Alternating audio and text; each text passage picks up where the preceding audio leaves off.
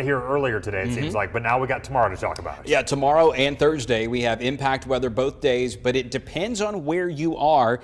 In Jefferson County and Shelby County, Tuscaloosa County, we just don't have as many storms in the forecast as we do farther north, up toward Cullman and Jasper and Gadsden and Center. Some of the same places that have just been rocked over and over and over this week are the same places that are really under the gun for the next 2 days. 77 in Birmingham right now. The high so far today is only 81. Isn't that a nice breath of fresh air because of the rain that we had without severe weather today? Tomorrow, impact day as well as Thursday. Both days feature scattered heavy thunderstorms. That's not 100% coverage. Frequent lightning, strong gusty winds, and the flash flooding potential is certainly there. Right now, there's still a little leftover rain in parts of Coosa County, Clay County, Calhoun County, and into Cleburne County.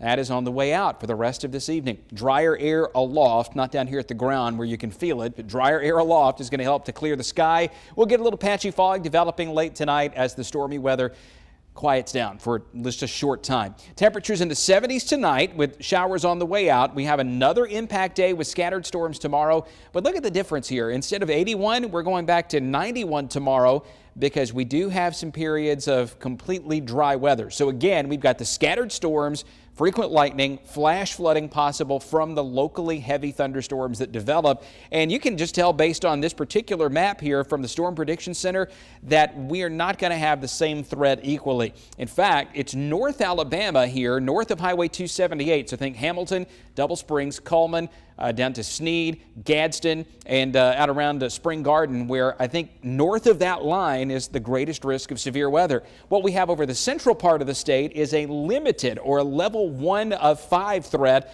for some of the storms that are up to the north to continue developing south through the late part of the afternoon and early evening. So watch this. This is one computer model rendering of how things could work out tomorrow. I'll tell you, I don't think the models are handling this very well at all at this moment. Everything has a different solution, so take these with a grain of salt. We've got storms here sometime around midday that move across the Tennessee Valley, and these things could be wicked up in Madison and Huntsville, Athens, Decatur, Hartselle, Cullman, down to Aniana, Gadsden, Center, and through Marshall County, DeKalb County, and Jackson County. By 3 o'clock in the afternoon, most of the action is still north of Birmingham and way north of Tuscaloosa. It may not even rain in Tuscaloosa before 5 or 6 o'clock tomorrow evening. And then through 7, 8, and 9 o'clock, additional thunderstorms will develop, but most of those will be below severe limits. Then on Thursday, a handful of scattered heavy thunderstorms develop over the northeast corner of the state. And here's the way it works. The majority of this green area will not get a drop of rain, but those who do get it will get a lot of it, and the storm could be severe with gusty winds, hail, lots of lightning, and of course the extremely heavy rainfall.